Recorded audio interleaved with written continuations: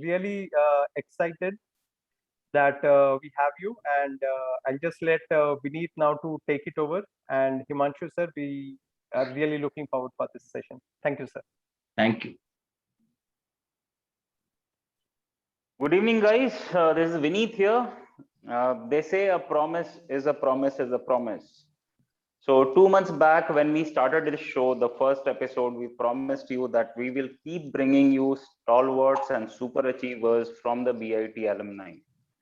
And today we are indeed blessed and privileged to have someone of Himanshu Kapania's stature amongst us, who would be sharing his about his personal life, a bit about his academic journey, and as well as his professional life, along with letting us know a few viewpoints about where the industry and economy is heading. Just to give you a quick snapshot, you might have heard or read that in the emails that we had sent earlier. Just a quick snapshot about Himanshu sir. He has won multiple best CEO and business leadership awards. I mean, any business channel that you name, you can think of, he has received an award from them. He is ex-MD Idea Cellular, played a key role in taking the subscriber base of Idea from about 1.5 crores to 20 crores in a very short span of time. And he is currently the non-exec chairman of VIL board. He is also the non-exec vice chairman of Aditya Birla Fashion and Retail. Currently, he is the business head of Birla White and Grasim's decorative paints business. So Grasim has just launched their foray into decorative paints business with an initial investment of some 5,000 crores. So Himanshu sir is heading that.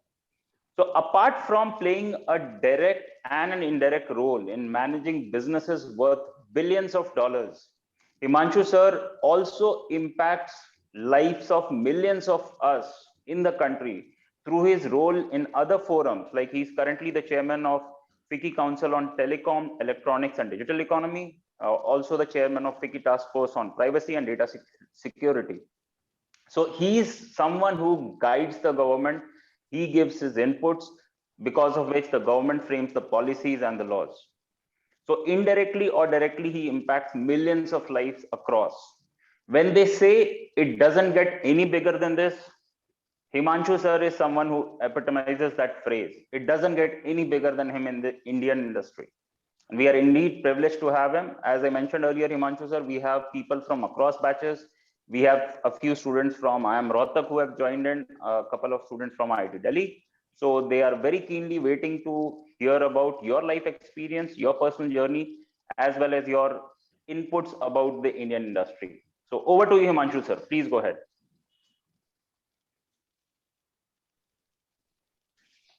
Thank you, Ashish. Thank you, Anupam. And thank you, Vineet.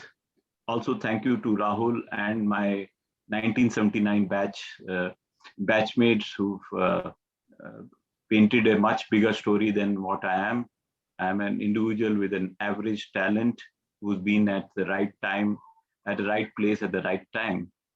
And so I have the way, after the briefing that I got from Anupam and Vineet, they've broken the approximately 75-minute session into 3 parts. They wanted me to cover in the first 20 minutes part of my journey.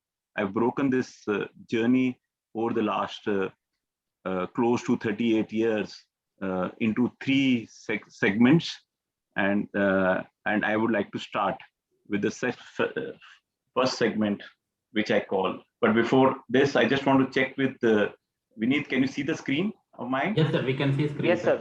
Perfectly visible. Please go ahead. Okay. I am struggling to move this forward. If it helps. I thought this we'd all type together.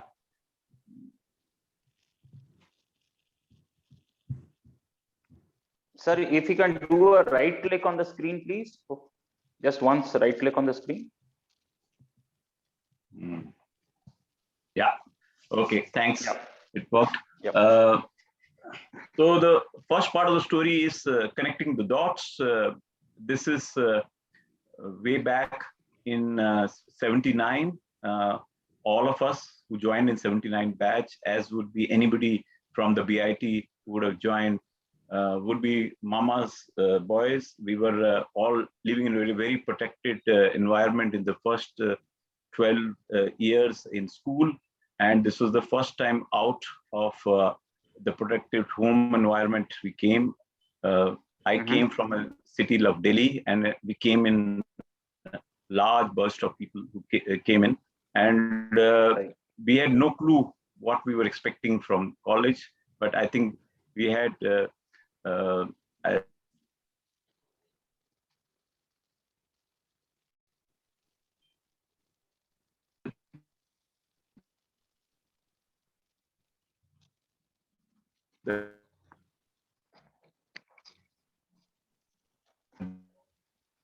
IT from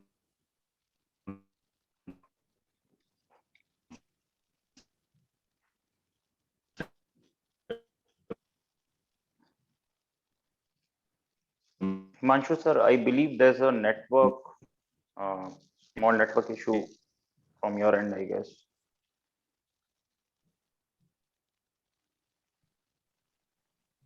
Maybe some patchy network problem. Yeah. Can Losing you voice. hear me?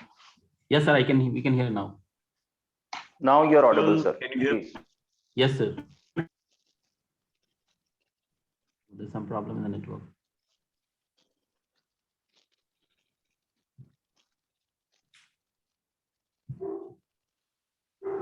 Okay, I start, and we were talking about 3 phases of the journey. The first phase of journey is connecting the dots. The year is 1983. India had just won the World Cup, and that is the time I had to make choices.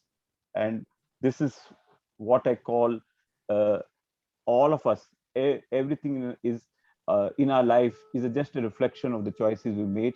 At that point of time, there was 2 choices that I was available with me. One choice was to shift over to US. We had opportunity to join one of the universities and do MTech, or to stay back in India. I chose at that point of time to stay back in India, and I have never regretted the fact that I've stayed back in India. The reason I chose to stay back in India was maybe it may sound very difficult for people who just passed out, but India then was a planned economy, and there was a very low growth rate. The per capita income was extremely poor, and most of the people would have preferred to go outside. And I have no qualms of the choices people made, but I was a strong believer that India would change going forward, and this is exactly what happened. From a planned economy to a liberalized economy was the big event that took place as India is concerned. The choice of sector that we had at that point of time was automobile. It was, even though I was from the electrical side of the electrical stream, I chose automobile primarily because of the fact that I felt that it is going to be one of the first sectors which are going to be liberated. So, and at that point of time, the choices was also in terms of companies to join, and would I join a stable company, or would I join a company which was in a startup? And the licenses were just about being given out. It's a time when ambassadors and Fiat was the order of the day, and the only LCV vehicles available at the point of time was Telco and Ashok Leyland. But licenses were giving out for Toyotas, the Mazda, the Mitsubishis of the world, and I chose to be able to join the auto sector. And that really helped me grow. I joined a startup, I believe, even though it was a GET, given that there were only limited number of employees, got much more opportunity than would get in a phase which was an established company. And quickly from a utilities department, I one day went up to the executive director and said that I would like to do something where I get noticed. He said the choices are to be in manufacturing or to be in marketing. And given the fact that the people, professionals from manufacturing had much larger experience, I felt marketing was my chance. And by 1996 or 1986, 87, I had moved into marketing, spent some time, 3 years understanding the dealer network of auto sector, and having realized that marketing is the area that I will spend most of my time, I moved on to do my MBA from IIM Bangalore. Is my voice clear, Vineet? Any struggle? Yes, yes, sir, it's clear. It's clear, sir. Absolutely clear, sir. So moved on to do my MBA again from IIM Bangalore, having spent 5 years in IIM Bangalore. Again, had a choice to make. Most of the students who entered IIM chose to either join the banking sector through Citibank or joined an FMCG sector through Livers. I was among the few guys who wanted to go back into the auto sector back, and then I had a offer from Eicher, but again I chose not to join the offer from Eicher, and came in to help Siddharth Shriram, who had a company called Shriram Honda, and Shriram Honda was at a stage of being sold off. He offered to allow me to run marketing, and if you can revive the company. In 3 years, we were able to revive this company, and that's why what I called the progress was impossible if we didn't have courage and had not embraced change. Within 3 years of having revived the company, given an unstable nature of the promoter, I had a fallout with him, and I was without a job way back in 1993. And having spent close to 8 years in auto sector had that point of time really flourished. Maruti was doing well. Most of the talent from my erstwhile Toyota moved on to Maruti. I decided to get out of the auto sector, and for the first time chose to go into a second sector, which is the technology sector. Went on to work for Shiv Nadar way back. Then in HCL, in the initial phase in office automation, they were bidding for telecom business at that point of time, a joint venture between HCL and Singapore Telecom. Way back in 95, 96, we won the license with Singapore Telecom and HCL, but both Shiv Nadar and Rajinder Pawar, then the managing director of NIIT, didn't want to take the risk, but I was committed to telecom, and that's how my journey for telecom started. I got one fine day a letter from the chief marketing officer of AT&T, and he says, "Would you like to join us?" And that's how the history got created, as far as I'm concerned, way back in 1996, 97. And my journey with telecom started with Birla AT&T 97. That was the second sector in India which was getting liberalized after the auto sector. Remember, we are discussing almost 50 years after independence. We didn't have telephony in the country, and the sector was getting opened. And I joined the sector at the opportune time. Struggled for the first 4-5 years from a national telecom, but national telecom policy 1999 happened from multiple operators in the country. I moved out of Birla AT&T, went and joined and worked with the Arcom, then with Mukesh Ambani, understood the power of scale, understood the power of thinking for of being able to not think of premium pricing, but mass pricing. And it was 2006 when Aditya Birla Group and our chairman, Mr. Kumar Mangalam Birla, invited me to join back. Reason was the initial company which I joined, Birla AT&T, had become Birla Tata AT&T or Batata, and the company name was changed to Idea. And when it was changed to Idea, 10 years had passed, the company was going nowhere, and Aditya Birla Group had bought over both the promoters, both the Tata as well as AT&T, and he had invited me to help him to run the company. And that's when the second phase of my story started, which is my sprint of capability building. And that's when the big telecom story started.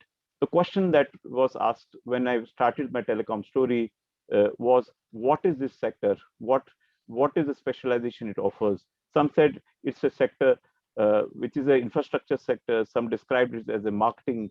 Others described it as a services sector. Some describe it as a technology, innovation, or IT sector. But I described telecom as an ultimate management sector, like a 5-day test match where every skill is tested against the world's largest and the smartest. The biggest telecom company in the world, whether it is Vodafone, AT&T, Verizon, China Telecom, Docomo, all of them were here, and you had to win the battle. And think about it, in 2006, when we started the battle, the company at that point of time was number 6, number 7. It had, as Vineet had talked about, had only 10 million customers. And that's the time when we started. The company had a losses about 1,500 crores. And our promoter said he won't fund us. And we said, no worry. What was the strength we had? We had about 60% of India, spectrum of 60% of India. And we started our journey. And this journey had only 2 things on our mind. One, we had a transformed mindset, and we had a sustained sprint of capability building. We could have been timid at that point of time, but me and our team held our head high with courage and conviction that we could act like a leader. So what is it that we did in the period from 2006 to 2016? We did an IPO. We got in sufficient amount of money that was necessary to build our network. And we from a regional voice operator, we became a national voice operator. We acquired companies. We built India's largest prepaid distribution network, something which is significantly better than what Hindustan Rivers had. We built a service network which was far more responsive. We had a deal with IBM. We didn't have an IT systems. We've had a big deal with IBM, which helped us to build a massive IT system. And from there, from almost a non-existent player, number 7, we quickly moved on to become number 3 by 2012-13. And by 2016, we crossed 225 million customers. We were challenging Vodafone at the number 2 level. In fact, for 2 years, we were doing far more than what Vodafone was doing. And that was the phase in which was a period, a large team of us together. We built this company into something from a non-existent player to a significant portfolio for the Aditya Birla Group. I just give you one example of what made Idea a big success. Was the way we thought of ourselves as a brand. At that point of time, every telecom company, if they were to advertise themselves, they will advertise as the largest telecom network, or the cheapest price, or a specific value-added services that they're offering, or a promotion that we're offering. And we chose to be able to position a brand quite different from what was everybody else, because we chose to think like a champion. We never promoted our brand. We promoted the power of telecom in the country. And that's why we promoted concepts like education, health, democracy, governance, green, sustainability. All of it is possible on the power of telecom and the power of mobility. So we focused on power of mobility, then the power of their own company, and why we are better. And the expansion of telecom was, we helped lead the growth journey of Idea. So that was the second phase. Again, it is 2016, arrival of Jio. Suddenly, from a hyper competitive market, and with 16 licenses for telecom in the country, to 8 very strong brand fighting for itself, an Idea between a number 2 and number 3 position. Jio's arrival dramatically changed the structure of the industry. He brought down prices significantly. He increased the overall investments that's required. and it was inevitable that idea would look for a solution, and an M&A was announced. And I was again 2018 out of a job from being running the company to being moving out and remaining a board member, because part of the deal that Vodafone will have its CEO to be able to run the company of VIL. So we are now into 2018. It's a VUCA world, a new dramatic phase, a second time again out of job, and that's when the next big thing. So you are 2018 and 58. You could have taken retirement, but I chose to be able to take the next big bet, and that's the bet that we are currently running in. A chairman offered that the strategic team of Aditya Birla Group has been evaluating paints business for the last 6 years. They were quite unsure of itself. He asked me to evaluate that. I spent some time and came back with a plan that as a group, it will be possible for us to be able to challenge Asian Paints. Asian Paints, which has a valuation close to 2 to 2.5 lakh. I presented a plan, and he liked the plan. He liked the investment that we're doing, and we are in the midst of a massive capacity introduction in the decorative paints business, something of the scale and size never ever experienced in this country, and we're gearing ourselves. And that's why it's our belief that long term, if you have to think long term, you should be able to present your plan without any fear or any ego, and it should be absolutely clear how you present the future. So that's why I believe success in life isn't based on our ability to simply change, but our ability to change faster than competition. That brings me to the almost an end of this story with the final given that even though the merger was announced between Vodafone and Idea, year is 2020, but we continue to lose subscribers. It's a very complex merger, two live companies, two separate cultures, and very heavy investment being done by competition, and even in spite of a rights issue of 25,000 crores, it quickly went away in spite of this. And that was a period that I call that CEOs of today don't have to only focus on their of being able to deliver the P&L or to focus on building culture. They have to be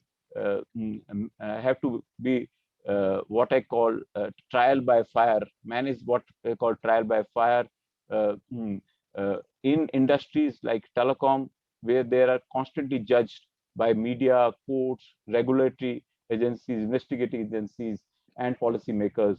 And your ability to be able to transition yourself from operational team to ability to be able to manage the advocacy world is an extremely critical character that needs to, and skills that you need to build as an individual.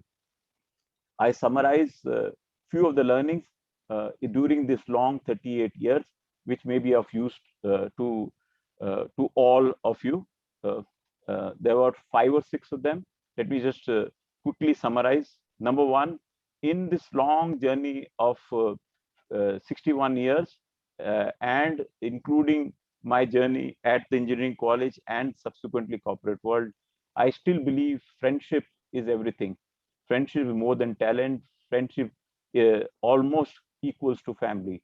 The part there, I think, in the journey, you need emotional resilience, and spending time with friends to be able to share your pains has always helped me to be able to go back really energized.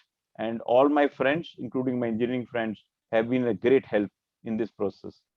The second thing is life seems to be very complicated, but the real skill is how can you make complicated to become simple. The third is all of us are a bundle of strength and weaknesses. And whenever I have addressed my weakness with frontal, attack, I found very low rates of success. But whenever I've leveraged my strength I found far more success. So I'm a strong believer that do not overemphasize or do not make over effort to be able to overcome your weakness. I think you should play on your strength. The other big learning is for any growth, scale is extremely important.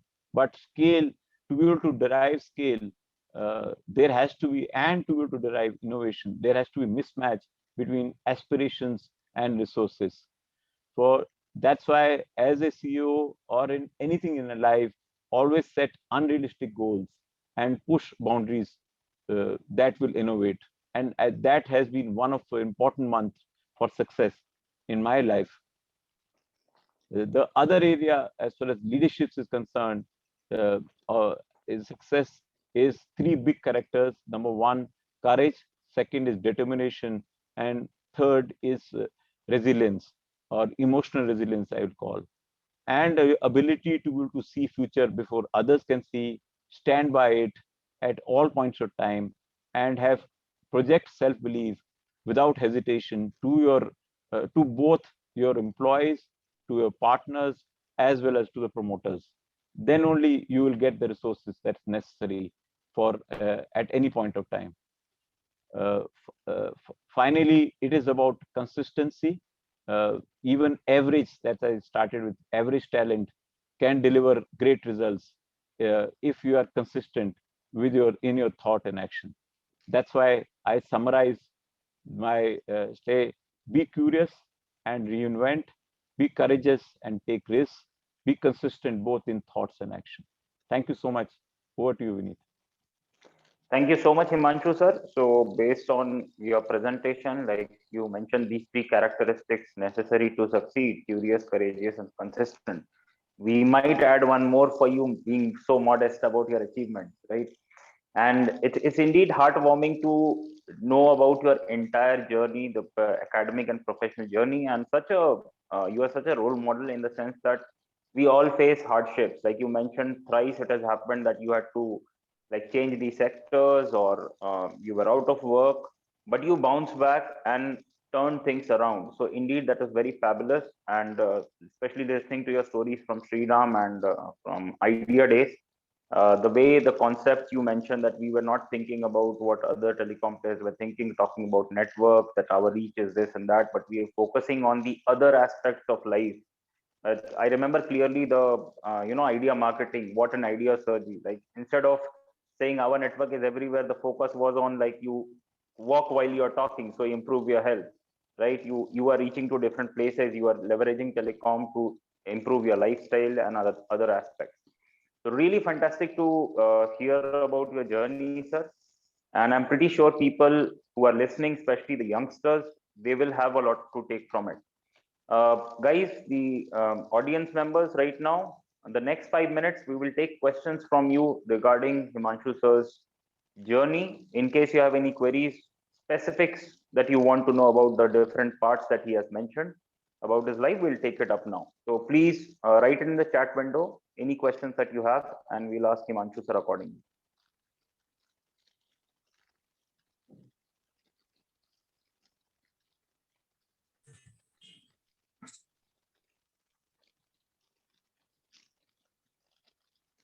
Yeah, I have a question for Himanshu. Hi, Himanshu. Good evening. Rahul here.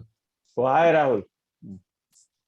Thanks for coming. Your talk was short, but you brought out all the juice of your career and experience in it in language, which is not common, but truly brought out original kind of content and value. Thanks for that. One question I have for you is, your position, you've always been in areas of leadership where you have had to take risks, maybe calculated risks or whatever. And there is always, when you take a gamble or you do something, there is a risk of failure, right? And when there is a risk, there's fear. As a leader, how did you deal with that fear and manage that? I mean, if my question makes sense. Absolutely, Rahul. I think day in and day out, that is uh, critical for any leader, is ability to be able to not to think like a manager, but to think like an entrepreneur. And I had a good fortune to closely watch 4 or 5 captains of the industry, whether it is Mr. Ratan Tata or with Mukesh Ambani or Kumar Mangalam Birla, or Siddharth Shriram, or our HCL chief.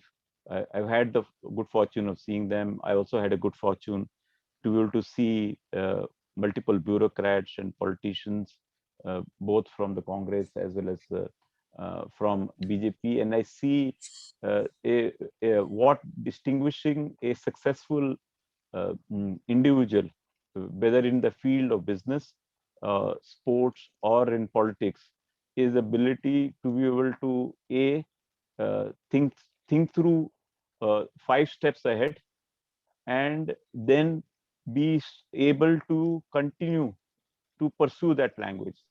So in my mind, if you are clear, your 5th step, you are very clear, and you are going to then you should pursue it completely, and you should have ability to be able to follow it through. So given the fact, on an average, ideas broad investments was 3,000 to 4,000 crores, all of that cash. I can tell you, when we started in 2006, I told you we are 1,500 crore rupee loss. That was the net worth of this company, negative 1,500 crores. In 2016, when Vodafone joined, we made investment of 2,30,000 crore was the total investment that this company had made over this period of 10 years. And 2,30,000 crores was all the cash that we generated internally, close to about 90,000 crores. And the remaining cash that we got the investors, non-promoter investors, to invest in this company, or the banks to be able to finance it. So you should be so convinced about your line of business that you should be able to convince the investors, you should be able to convince the your promoters, the banks on your business model. So I'm a strong believer, if you're clear in your mind, where are you going, and you've got a great plan, and you need a right mix. One is ability to be able to think big, and as well as ability to be able to devil is in the detail. And I think Mukesh Ambani epitomizes this in my mind. His strength remains this, and risk is something I would call for something if you're gambling. But in a business, if you're clear of your step, what is going to do in 2 years, 4 years, or 7 years, and you can articulate it well, then I think it's something. It's an entrepreneur part, and you're a great entrepreneur yourself, and you understand that. But you have to be able to ensure you get your bets. Whatever bets you're doing, you should back it up with large resources. Prabhu, you are a background. There's too much noise, Prabhu. Yeah, maybe we can mute everybody, Vineet. That would. Yes, we just muted Prabhu, sir. Thank you so much, Himanshu, sir. Rahul, sir, I hope your question was answered. Yes, of course. Thank you, Himanshu. Thank you. So, Himanshu, sir, we have got a couple of questions in the chat. I'll just combine a few of them. So, Varun, sir, who is an entrepreneur in his own right, and he's one of the most active members of Pitosa as well. He has mentioned that how do you get the courage? So basically, how to overcome the fear of being jobless, and what is your mantra to handle that based on your stories?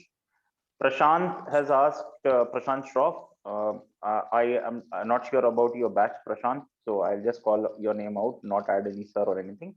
How to get the courage to change the field in today's world without certainty of future? Like he is mentioned, like sir did from automobile to telecom in his time, where clarity was even lesser. And we have a question from a lady from IIM Rohtak who has joined us, Shivambi, and her question is, how important is it to excel in academics at MBA to succeed in the industry? Okay, let's take one by one. Let's overcome fear when you're jobless. I think it's a very painful process. The day you get that, you think, how is it possible that happened? Why did it happen to me? It's a very painful, and I think you end up not with a clear thinking. But as Right. time passes, and as you get your thoughts, you are able to shred the initial fears and the kind of rejection that you faced.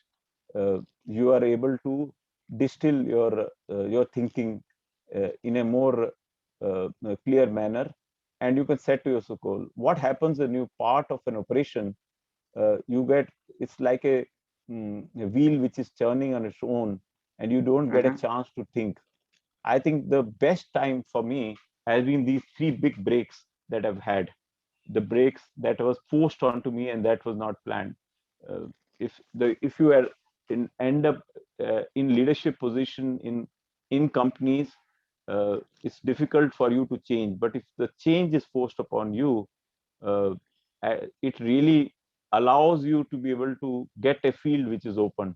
And I have seen that mm, failure uh, is important to have taste as much failure as it important to taste success, because success can go to your head, but failure brings you down to more reality and helps you to reassert yourself. So I'm a very strong believer that anybody who's not had rejections, anybody who has not has continuous success, is definitely missing out something in life. And my obviously, I have closely followed Steve Jobs there, and having seen his life, I've always felt that hadn't Steve moved out of Mac in the first round, we won't have had an iPhone in the world today. So you had to had there, and it allows you to reassess yourself. Moving on to your second question, uh, this is about. Let me answer this question about MBA. Right. Okay, I had the benefit. Both these institutes, whether it is engineering college or MBAs, are places where I think first time, because school is one thing, you are coached and mentored by your parents and by teacher at a very high order. Engineering college and MBA is first times give you the freedom to make your choices. I chose Right. in both the places not to become an academic success, but to become a holistic person. Now, for different people, maybe holistic person. I in BIT it was about my sports, and in uh, I would have spent I caught up for 2 years with my bridge there. So this is not an answer that somebody from I am Right. Rohtak maybe talking about, but I think it allows me to be able to build friends. It allow me to observe people. It allowed me to see different styles, and it gave me a lot more closer there, because you had time on hand. So you can treat these 4 years and 2 years as a pace to be able to gather information. Yes, that's important. Gather your information, gather your knowledge as much as that, but don't miss out the power to interact with people, with similar talented people, with high degree of ambition and desires and passion, and learn something from that. Is I would advise. That's the only advice I will give, because that's what I did. I think I learned far more outside the classes than I learned in the classes. Fantastic, sir. Shibambi, I hope that your question was answered. Sir, we'll take one more question. The last question, we have already got some 6-7 questions right now, but we'll just take one more before we go to the next round. And in case at the end we have some time, we'll come back to take some questions. So a gentleman named Pratik Chandra has asked this question. according to you, how do you define success? Like, what are your parameters of defining success? You need to be happy, absolutely happy in what you do. I love to go to my work.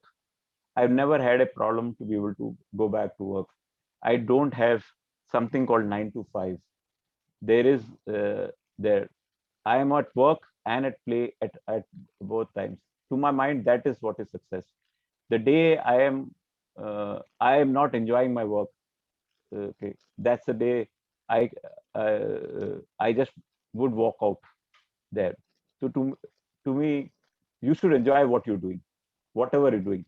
I can tell you, if you were to go down, and which is the second section we are going to talk about there, 2018, once I moved out there, give me so much time.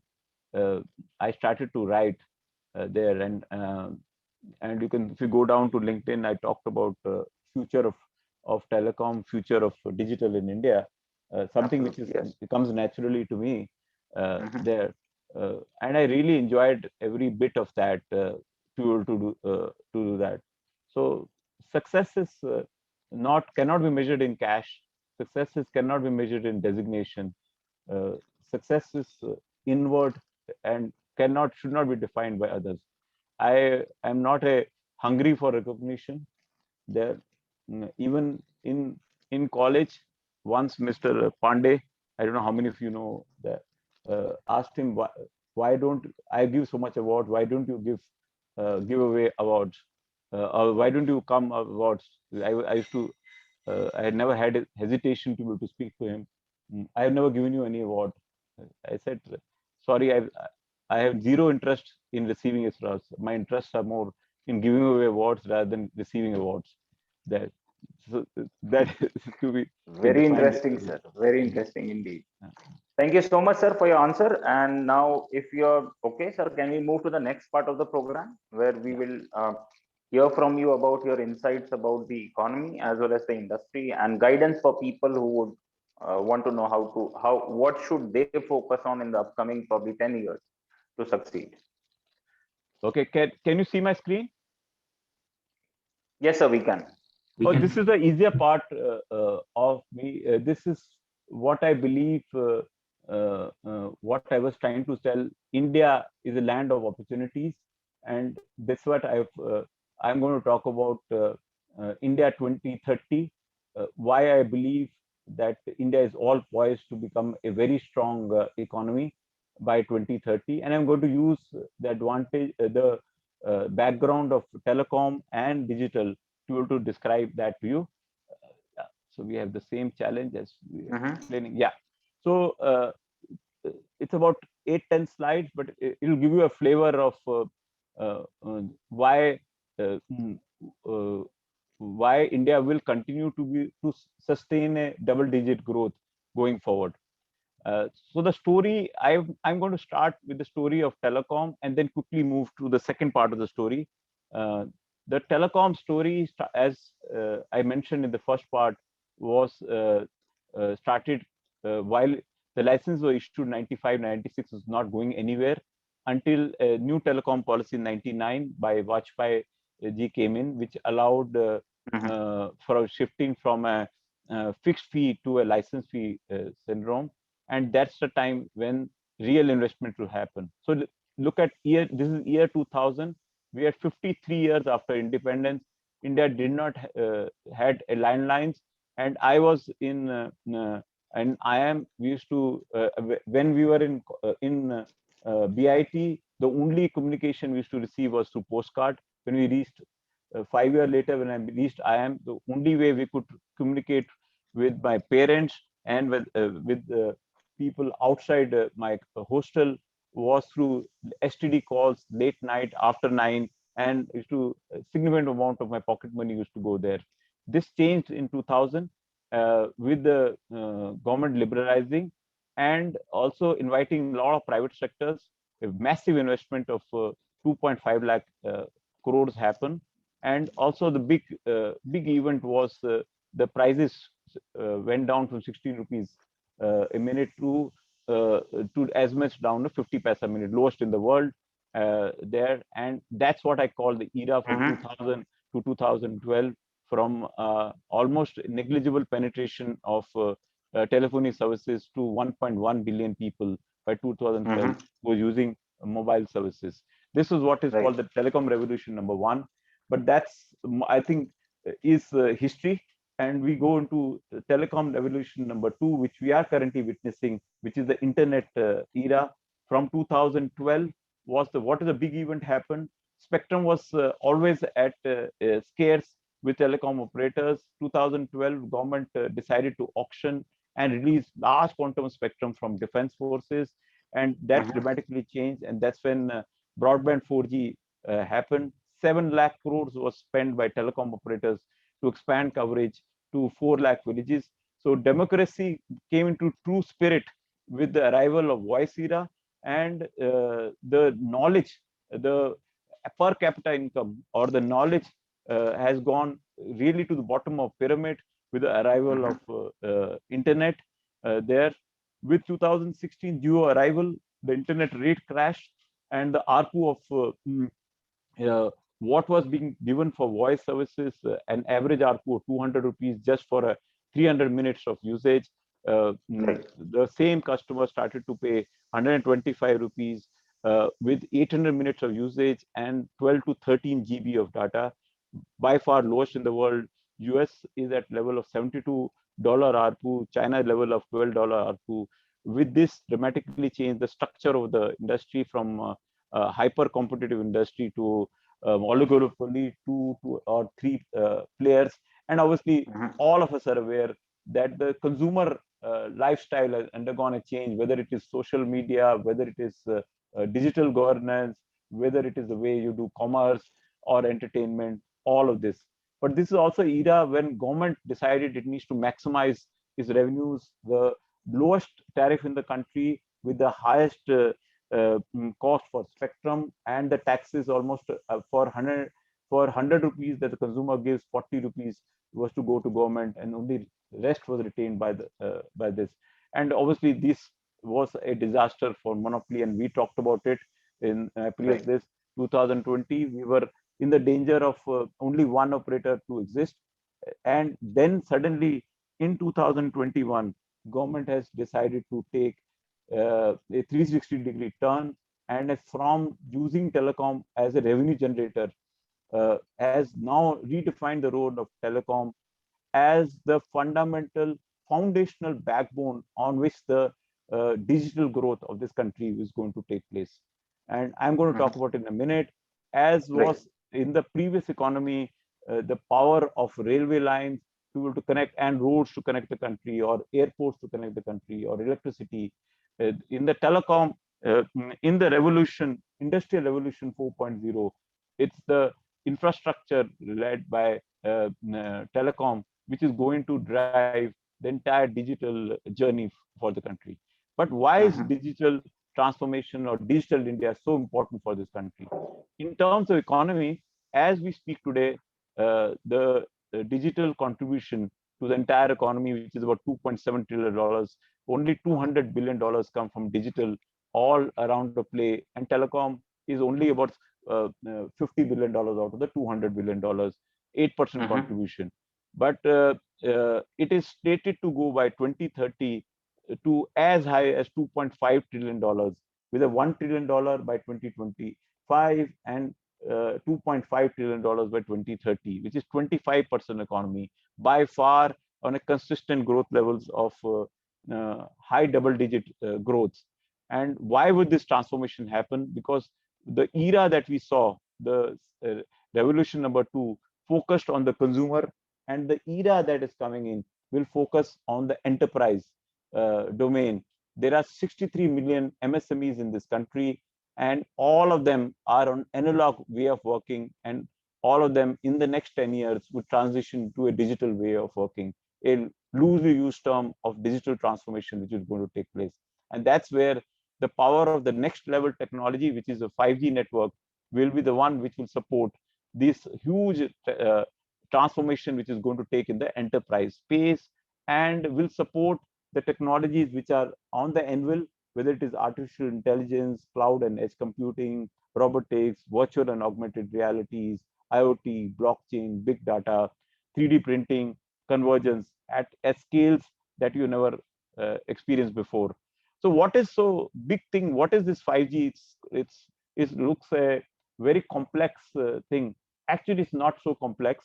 Obviously, simple thing is today you get speeds of 10 or 20 Mbps, but if you were to combine the speeds of 100 people who are on the same cell site or 200 people cell site, if 4G gives a speed of 1 gigabits per second shared by 100 or 200 people at simultaneously accessing it, and 5G will give you what we call enhanced mobile broadband close to about 100 Gbps of speed. But that is as far as consumers part is concerned, and you already heard consumers to consumer interaction as well as through a WhatsApp or a consumer to machine interaction there. The big change is going to be the two big new applications that is going to come up. One application is high degree of or very low latency. And what is power of latency? A power of latency will allow you from moving from a driven car by your driver or yourself driving to a car which is autonomously led, because the signals that it receives from next door car, which is also autonomous, is almost instant. So if the latency is so low, is able to receive the right signal, he is able to move through any degree of traffic in this. And the same will apply to surgery, same will apply to public safety. So latency is a big topic in this. And the next important thing is wearables. Everything from human beings will wear anything. Today, the only wearable that you have is one SIM card or two SIM card on your mobile. There, from a shirt to a trouser to your skin to your inner organs, all of this will be sensor led, and there'll be so many sensors that will exist for individuals, and so will on the machines. That we expect about 10 billion devices which will be connected, and all of this will be supported by 5G. So what is it? This looks very, very complex and there. And what is it that it's going to do? I'm going to give you a quick, simple, real life examples of things that may happen with the arrival. I am saying there is infrastructure that the telecom will place, but that's a small part of this 2.5 trillion economy. The big part is the arrival of these technologies, which you have seen in the past, whether it is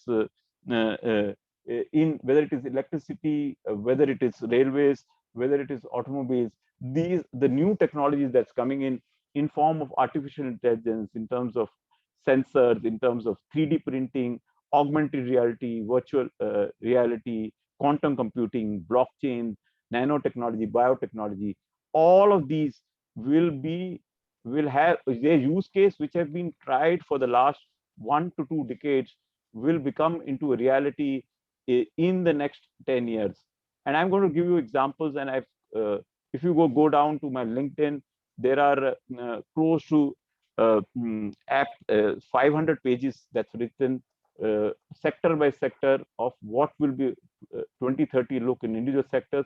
I'll give you a flavor of these examples in the 5 sectors I've chosen here. I've written a long list of 11 sectors, but I focus on 5 sectors. Let me start with how do you see future of transport? All of us have seen the big arrival of passenger cars into the country, dramatically changing the way mobility has taken place.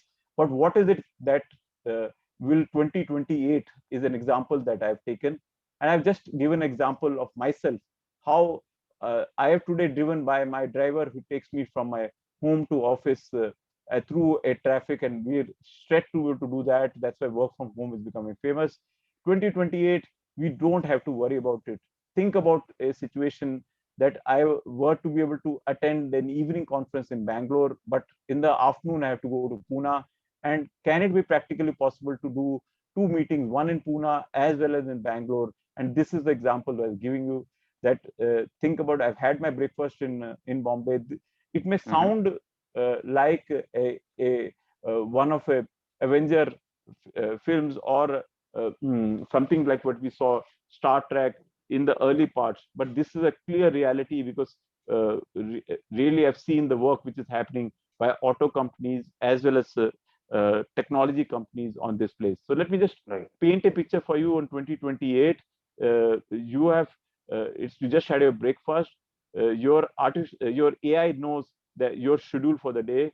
Minute you finish your breakfast, there is your autonomous car waiting for you downstairs. You get into the car. He knows your schedule. He takes you to a hyperloop, and you get into hyperloop. This AI allows you even for a sleep sensor. The hyperloops takes you to Pune, and from the hyperloop there is an autonomous car waiting for you and takes you to the office meeting. The time spent is 25 minutes. What today takes 3.5 hours will be crunched to a 25-minute. And minute you finish your Pune, there would be a what we call a flying car or an elevator easily, which is currently a reality, not a figment of imagination, which will take you from Pune to Bangalore into the right building that you want to be there, finish your meeting, and you will in 45 minutes you're Bangalore, finish your meeting, and by the evening you are back with the family. So this is what we call the package switched humans from a current human beings which is there. So you will be able to choose both speed, comfort, and cost as we move forward in 2028. Let me just give you example on the future of shopping. I've given example on transport, and if you go to my LinkedIn, you'll see about 20 odd pages to support the example why the confidence there that's going to be really going to happen. Let's give example on shopping and retail. Think about it. I've given my own example. Maybe latest 2026, driving into Delhi on my autonomous car. Suddenly, it's winters. I am not carrying my leather jacket. I just go through a search and find the right jacket in a particular store, and always just put in a button called interested. My AI and is able to coordinate with the AI of that store, and the store knows that I'm on the way. My car knows that to divert this journey goes to that store. By the time I reach there, the AI already knows because my AI has already got all my body measurements completely there. The AI has passed information. The jacket is ready, and by the time I reach that place, the jacket is handed over to me. I don't even have to take out my credit card. It will be properly deducted from there. And as far as supply chain is concerned, the same store will be able to easily be able to reorder once it knows that jacket is moved out of that individual hanger. The hanger has got a sensor. It will reorder itself without having human intervention to a new jacket, and the backend will know how many jackets have got sold, and do I need to order any incremental. So even the supply chain process will completely be handled. Similarly, if you look at entertainment as an example, moving on from a current what we call the passive screens, all of us are aware, and we have to make our selection. We will move into an active scene mechanism and immersive as an experience, rather than having to scene passively a ocean. You can actively participate in a zoo visit or a jungle visit or a ocean, and we will personalize the content that is seen depending on the emotion that you have. Will be the nature of content that will be presented to you, and only whichever emotion that you or whichever content makes you high are the content that is presented to you. So those are the types of entertainment that would be available on the power of AI going forward. And a special one, for example, we are building multiple factories on a pan-India basis. Aditya Birla Group has close to 175 to 200 factories in India itself. and we are building multiple factories. It's going to be a state of art, not from the technology portion, but from the three powers of digital: the power of automation, the power of sensors, and the power of intelligence. And these factories are going to be completely interconnected. So, so the smart manufacturing and itself will be a reality, and manufacturing itself will undergo so much change that has never been experienced. Anything. So, not only the factories will become a lot more transparent and autonomous, but it'll be a lot more connected. And at all points of time, you don't need human intervention. The machine will be able to give real-time data, both in the quality, in terms of speeds, cycle time, and what is improvements that's required, and allow you a far more agility in terms of product changeovers of a completely different era, and configurability of factory will dramatically change. And I've given that I've been working very closely in the last 2-3 years on this. This is a reality is happening, something which Europe has experienced there. And my final example is healthcare. This is obviously very close to everybody's heart. Wearables is going to be extremely big. All of you obviously have got wearables in terms of blood pressure and how much calories do you burn, but it's going to dramatically improve from there to blood sugar to blood chemistry, and wearables not only on your skin or part of your clothes, but very much as part of your internal organs, then always on. And that's why I'm a strong believer that while human beings have crossed 100 years, we are getting ready to be able to human beings to cross 150 and 200 years with with 2 or 3 big things happening on the healthcare side. One is wearables, the second is surgeries. The 70% of surgeries today, I believe, because of human error, and with robotics and cobotics to take the routine component of surgery at a very significant way to replace only the skill part will be left with the doctors, and all the routine component, which is where the maximum damage happens, will be handed over to robots. And similarly, discovery of drugs, which will help us enhance this with the Gen as a very important component, are going to be reality. So this is the world where it is moving. But why is it that India will be at the forefront of it? We've had revolution 1.0, 2.0. None of that India was participating both at when the electricity age or the computer age. India was definitely behind. And on average, even the telecom space, what has happened in telecom, and on average, we were 5 years behind in the internet space and 15 years behind in the voice space with the developed world. But the digital space, it is going to dramatically be very, very different, because India's power remains in the IT sector. It's believed that Indian software industry is expected to double its employment in the next 8 to 10 years, and exports of software will be significantly higher than the export of oil by Saudi Arabia. So with the power of technology and services both, and India being the back office for most global companies for all these technologies, the adoption of these technologies will be significantly higher. So the valuations today that you see of all startups, most of you wonder, when each of them are making significant losses, why are the valuations so high? Given the fact that the possible what will happen in the next 7 to 10 year time, most of these startups would have arrived in life, growths would have been at exponential rates, and all of them at accelerated rates.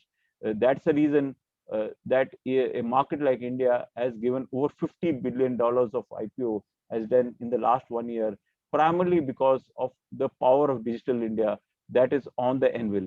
So it's our belief that in the 7 to 10 year time period, not only 1.2 billion people, but 10 billion devices will be supporting 65 million MSMEs there. The uses of data will jump from 300 to 350 petabytes per day to 1500 petabytes a day. So massive investment, another 10 to 15 lakh crores investment is required in the telecom infrastructure to build this. Huge growth in the IT space is going to be there, and IT and digital will be the next big growth which will happen, which will support the transformation of every sector, every listed, whether it is banking, finance, health, education, transportation, manufacturing, energy, agriculture, whatever you name. That's why it's quite normal to believe that at least 25% of the total economy will be from the digital space.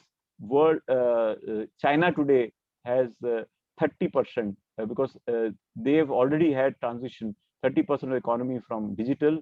They expected to go to 50%. They've been little ahead on all these spaces, whether it's quantum computing, artificial intelligence, or blockchain part of this economy.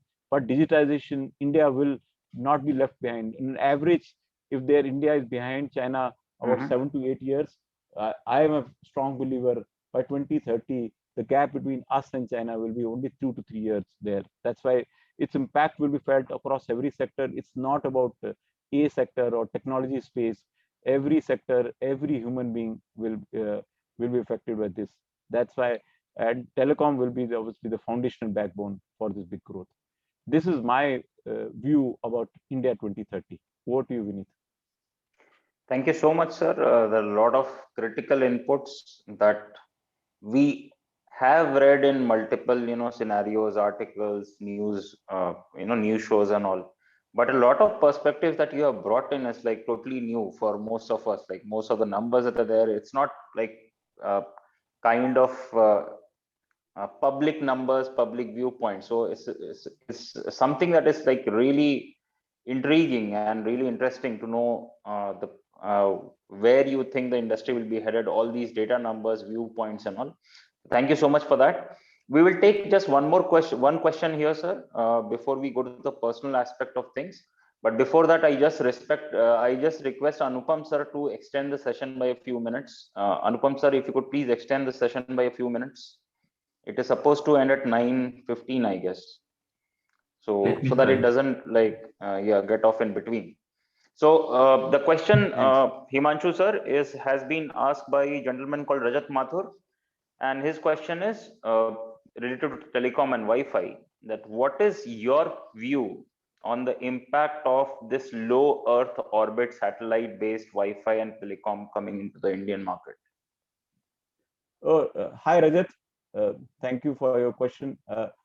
I'm a firm belief that there are multiple technologies which will support growth of telecom connectivity, and definitely satellite is going to be one more option available. So both in the physical, whether it is the wired, broadband, wireless, and wireless, given the nature of this country, extremely diverse, almost a subcontinent, satellite is can make a big difference from a technology standpoint.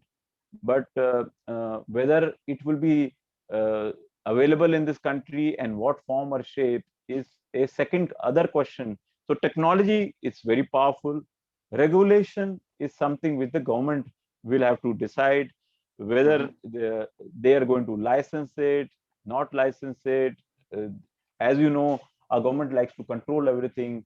So the DOT will not like this to be easily allowing the Tesla chiefs of the world to be able to come and control from a third world space.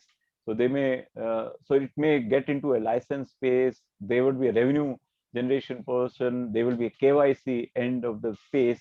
So those are the topics that we should really look forward to it. From a technology space, it's a powerful technology, if that's a simple question.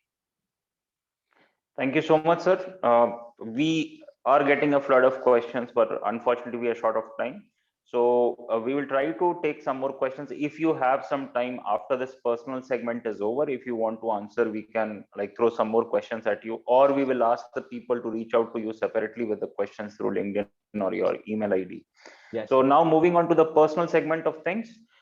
Before we go into sir's BIT days, through two more stalwarts of BIT from the BIT alumni group, two more stalwarts by the name of Mahesh sir and Rahul sir, who will talk about their experiences, a few days spent with Himanshu sir, some memories about BIT, But just before that, we'll go through a rapid fire round where we will ask him certain questions about his BIT life, and let's see what his answers are. So we will ask him 10 rapid fire questions about his college life and things related to it.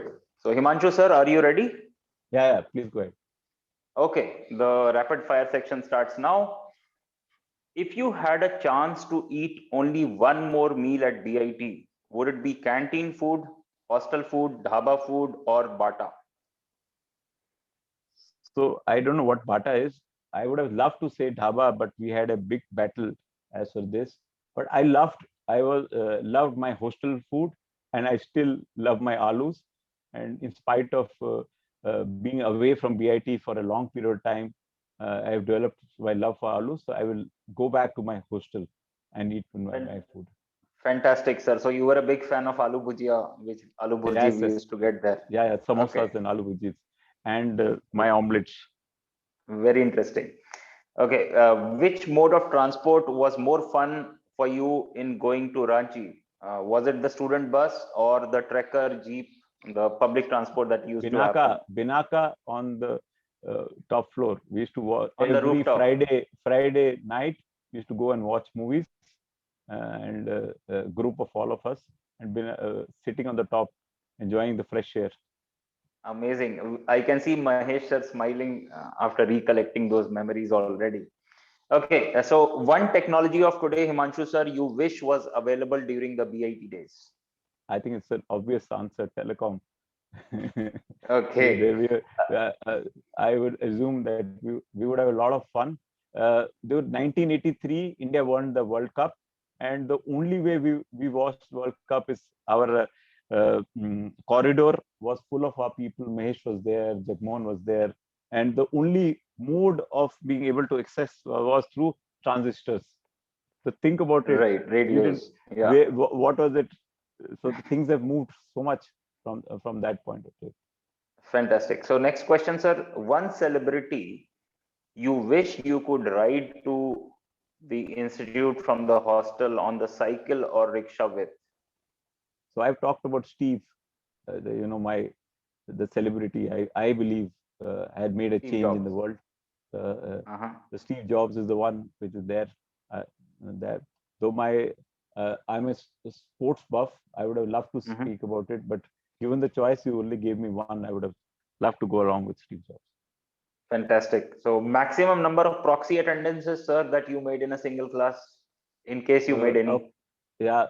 So Prabhu is there on the call, and we had Dr. Kanta Rao. So it's not maximum you could have done, but if you had ability to be able to do even one proxy of Dr. Kanta Rao, then you would say you're really courageous. And I remember I did two at that point of time. So I don't think I would have won the numbers, but to be able to do it in Kanta Rao's class is, I think, far more courageous in my mind. Fantastic, sir. No wonder you had mentioned courage as one of the key driving forces of your success throughout your life, right? Having that courage to do that in Kanta Rao's class was amazing. So, and he was called most Kanta Rao.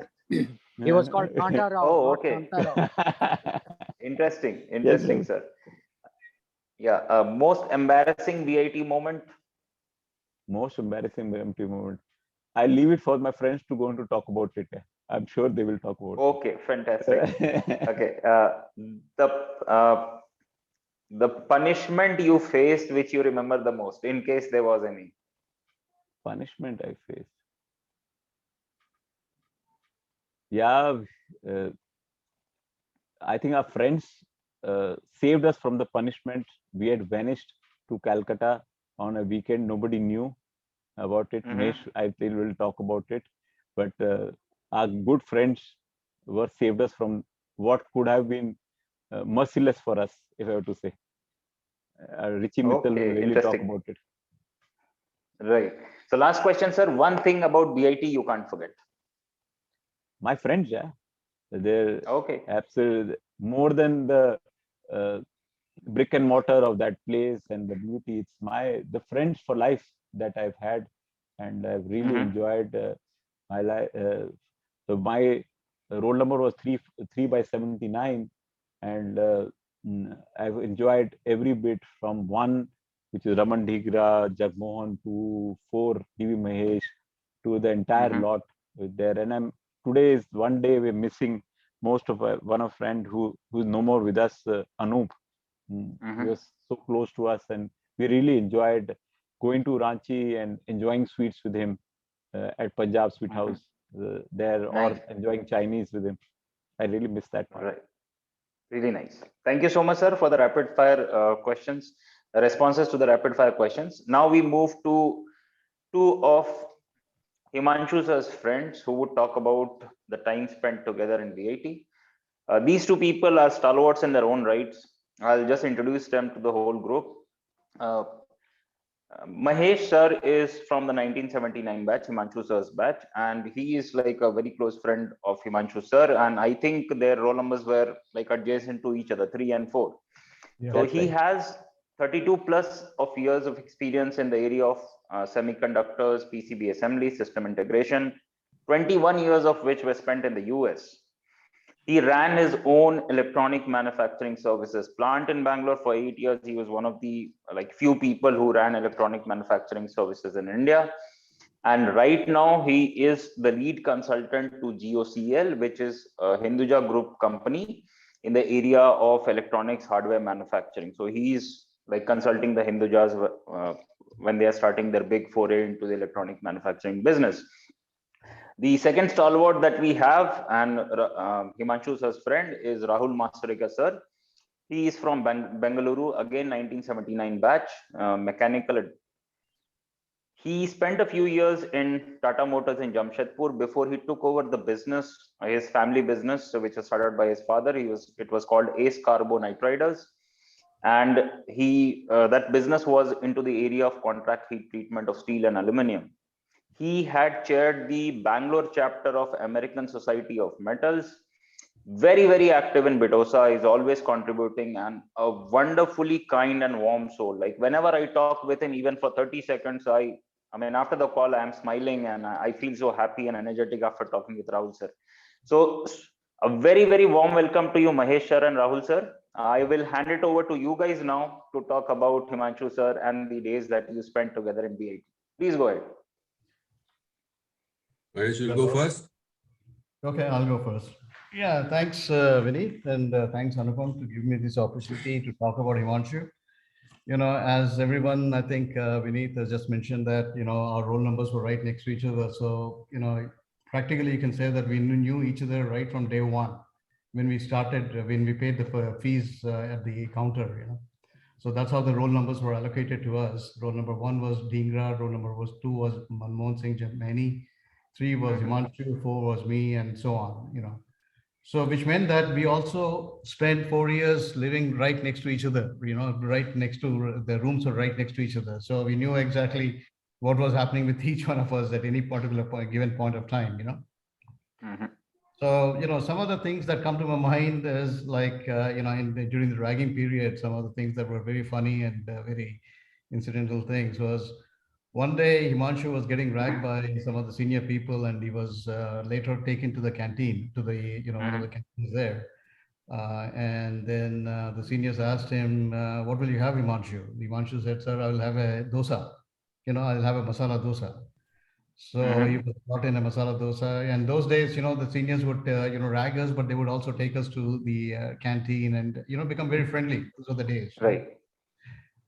So the dosa comes, and Himanshu, you know, he's just looking at the dosa and he's waiting for something else. So the seniors asked him, what happened? You know, what are you waiting for? Sir, kanta churi chahiye iske liye mujhe khane ke. Okay. So, you know, then the senior said, अच्छा बेटा क्या कांटा चोरी चाहिए बताते हैं आपको, और ना इसके बाद बताते हैं कांटा चोरी क्या होता है. So then his ragging continued for some more time, is it? Oh yeah, absolutely. That continued into the wee hours of the morning. Absolutely. After that, you know, we were together ragged in I think hostel 1 from 11 to 4 or something like that in the morning, sometime back. Nice. Yeah. And one of the other incident was during the ragging period. You know, we used to run away from the hostels because we dared not go into the hostel because we would get caught by the seniors. So one time was, you know, we were all in the jungle in the whatever the jungle we used to call those days. There was a small stream, and we said that we'll just go across the stream, and then it's not exactly a stream; it's like a small puddle. I would rather call it a puddle. You know? So we said that okay, we'll jump, we'll just cross over it, like leap over it. Himanshu said, no, let me just take a run and I'll leap over it. So Himanshu took he went back about 10 spaces and started running, and landed right into the middle of the water rather than across the water. So like that, there are a lot of incidents. And when you ask about Himanshu as a person, he's a very calm person, as you can see that also right now. One day we were going to Hundru, as I don't know how many of you all have gone to the Hundru waterfalls. You bike down from the hostel to Hundru Falls, and there was a hairpin bend. And some of us who had already gone ahead of everyone, we stopped there because we had noticed it was a very sharp hairpin bend. And I think Rahul was also there, if I'm not mistaken. We had all gone together. And we were stopping people and asking people to, slow down. But Himanshu came down flying, and he went across the road and fell down the other side of the road, basically, and broke his arm. But he didn't winch at all. He went to Hundru Falls, came back. Later on, he told us that he has had a fall. I mean, he actually fractured his arm at that point, left arm. That was an incident. So basically, that tells us Himanshu is very, very calm going. He's not the one who will actually, make a ruckus out of anything or, something like that. These are some of the things. Very interesting, sir. Yeah, very interesting. Yeah, and especially Rahul take over something. Yeah. Yeah, the risk-taking part which Himanshu sir mentioned is critical for life. So, I mean, the stories just suggest that he used to keep taking risks, whether it was with seniors or jumping over something. I mean, quite energetic that way. One incident came to my mind was, I have to mention that for sure, is we both this is in the very first year when we were having workshops, when we had to do the welding and we had to do all the thing, both of us decided we were partners together in this crime in the project also. So we are watching the welding, someone doing the welding and without the goggles, and you can imagine what happens after that. The whole night, the next day, by midnight, both of us had gone blind, literally, kind of. Okay. And then we were ushered to the doctor first thing in the morning, and then the doctor took care of us. But that was some unforgettable memories of those days. And of course, now both of us meet quite often, as much as possible. And in fact, the last time I met Himanshu was we all went on a cruise in the Baltics together, with a few other friends. Oh, that's amazing. Yeah, that's amazing. Nice. So thank you so much, Mahesh sir, for sharing these wonderful stories. Himanshu sir was smiling in a very subtle way and just recollecting the thoughts when you were explaining these incidents. Now I pass it on to Rahul sir. So Rahul sir, over to you, please. Yeah, thanks. I think he'll be able to smile some more now. The first, I think I'm audible, I hope. Yes, sir, you are. Yeah, so the first thing, my earliest memory of Himanshu, besides, casually seeing him as a batchmate, was where we engaged in Teen Patti. You see, there used to be a gang in our batch who used to sit quite regularly to play Teen Patti with 10 paisa and 50 paisa coins, maybe, Himanshu, being traded. Yes. And that was more about, conning the others any which way you can. For me, at least, I don't know whether Himanshu indulged in conning, but that was what it was. The second thing was, of course, next we know is he went into electrical. Now, electrical was supposed to be the toughest branch in our. We just heard about Kanta Rao. And it was the nerds, the so-called today's language nerds, who went into electrical, because many of the guys never got a hang of Fleming's left-hand rule and, whatnot other rules. So it was tough. So these guys were the intellectual cream of BIT who went into electrical engineering, like you can see from their success. Talking about success, somebody told me, quoted Himanshu's idea of success whilst he was at college.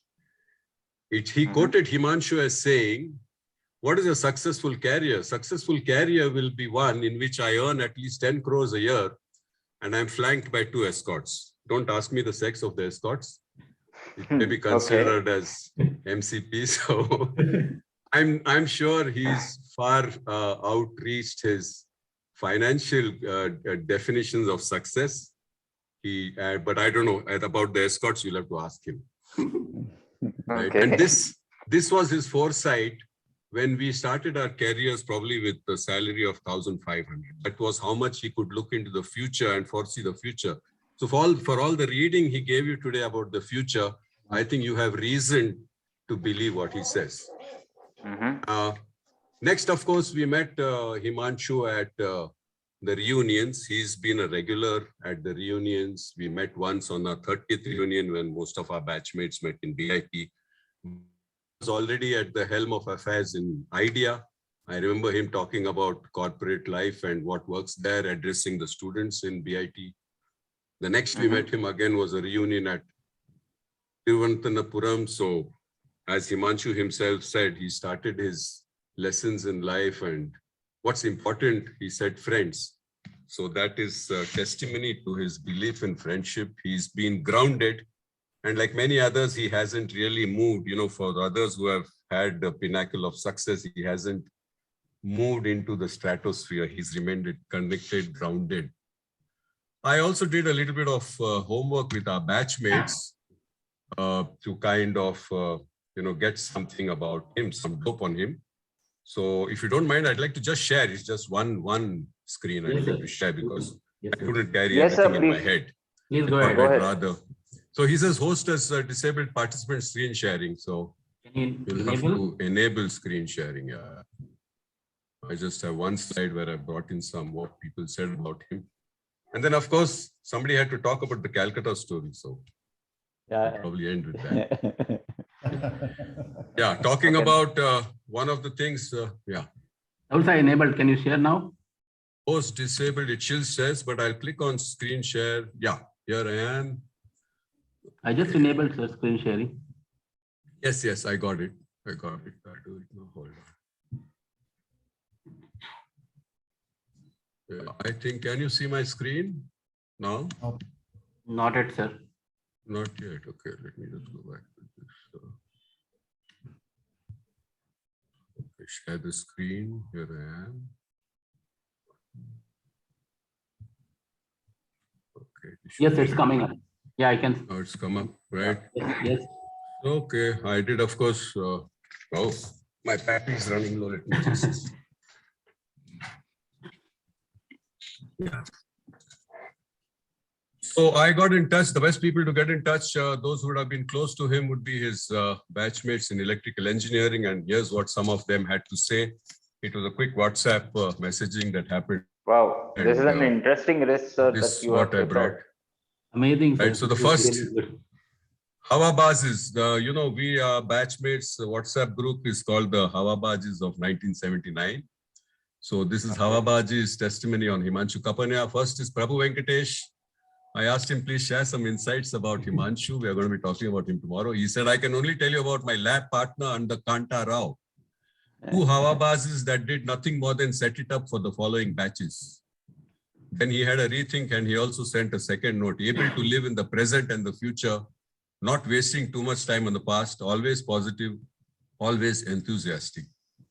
Vijayta Kashyap, another batchmate of his, I found him, he says about Himanshu, I found him very helpful, down to earth and funny.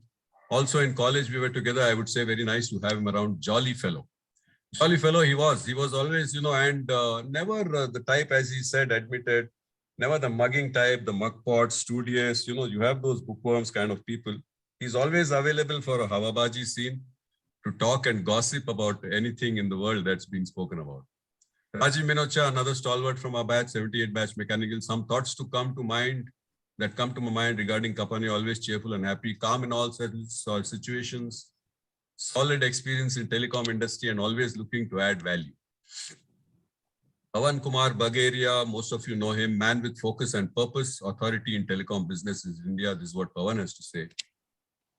And Rajat Mathur also had to share. He kind of told us good to share with all of you that Himanshu on his LinkedIn profile has done a lot of writing about 10 different trends. He made a weekly article which he posted there, and Part of Right. it, I'm sure he shared with us today, but for anyone of you wanting to go into detail on his futuristic thinking, you could go to his LinkedIn profile. Some of the matters he's written on are digital transformation, blockchain technology, digital disruption in insurance and financial sector. That one man is able to think about so much kind of evades me. How can it happen? Right. Right. So then Richie Mittal, of course, Richie Mittal came out with the Calcutta trip, which he shared in some of our get-togethers. So he says, five Okay. of us, Himanshu, Khalid, Maini, Rishi, and I went to drop and see off seniors to the Ranchi station. And there they decided to travel with those guys to Calcutta. Okay, Right. that's interesting. Obviously, they reached Calcutta without money. Don't ask me whether they traveled with tickets or without tickets. I traveled without tickets many a time. Without tickets, most. Okay. So we reached without money and went straight to my aunt and took money and bought clothes and partied there by making girlfriends. That was pretty fast. Okay. So you can see the speed, that Shubhyanshu had at that time, and his friends, of course. His girl name was dash, dash, dash. I blocked out the name to kind of protect his privacy. His girl name was dash, dash, dash, whom we never met again. So he has written top 10 future trends in industry and economy in his LinkedIn post some time back. So Himanshu was a fun-loving guy, did all the things that normal guys do in college. So as he very, very rightly admitted, I won't agree with him that he was in the right place at the right time. He probably chose to be in the right place at the right time, make conscientious decisions, work consistently for it. And we applaud his success. For us batchmates, he's our claim to fame. So thanks for being here, Himanshu. And thanks, Vineet, for hosting us, right, and conducting this and inviting us to speak about our batchmate. Thank you so much, That's Rahul. it. This is for the kind words. Both Rahul and Mahesh really enjoyed this session. Thank you so much, Rahul sir and Mahesh sir. Himanshu sir, I have been getting a lot of messages in direct chats also.